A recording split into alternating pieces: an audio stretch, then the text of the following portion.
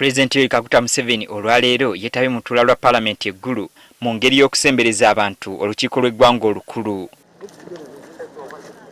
Speaker Anita Amonga akozesa akawaayiro namba 11 ennyingo ey'okubiri eya ssemateeka w'eggwanga ekkiriza omukulembeze w'eggwanga okwogerako eri Palamenti ayise Museveni ayogereko eri ababaka. President abuulidde Palamenti nti wadde ekigendererwa kyakulaba ng'ebizibu by'omumambuka bikolebwako naye byakukwata mpola mpola.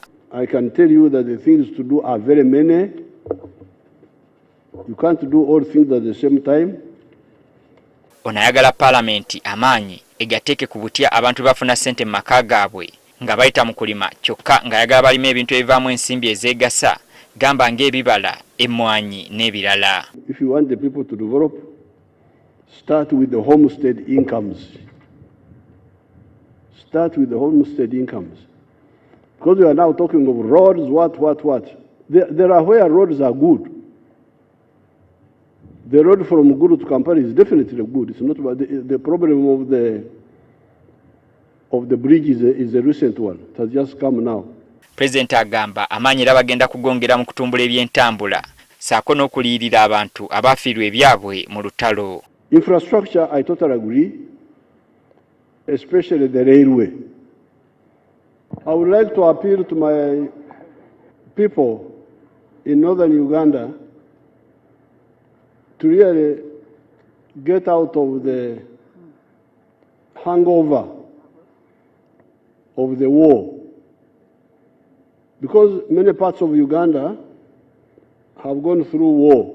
Ababaka ab'enjawulo bakubye ettooki mu kwogera kwa President ne basiima eky'okukubiriza abantu okwenyigira mu bintu ebisobola okwongera ku nnyingiza mu maka gaabwe. Bw'oba oli mu kibuga onoonya kyakukola, olina akataka ko mu kyalo, ddayo mu kyalo.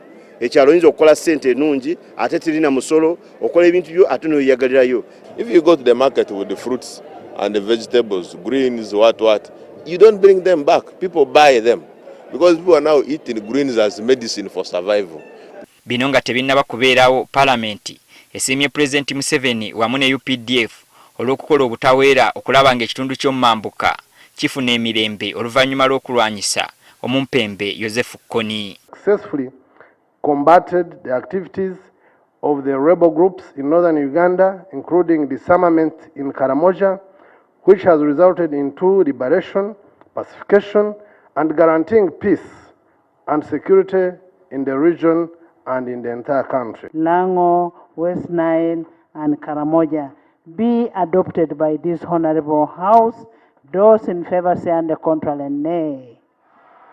The ayes have it. And lwakuba singa terwaggwawo tetwandibadde nga tutuula wano bwe tuti, tetwandibadde nga tuyinaayina mu kibuga saawa zino, because ffe twali wano nga tukola amawulire nga olinda emundi zikonere eno emundu zibutukire eno ng'abantu olw'eggulo bava eri mu byalo batrekinga bajja basule ku streets.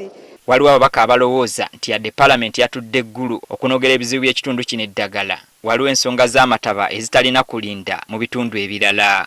Although we are focusing on northern part of the country, but some of us who have critical issues like floods in Ntoroko, 6 sub-counties are submerged. People are living in a terrible situation.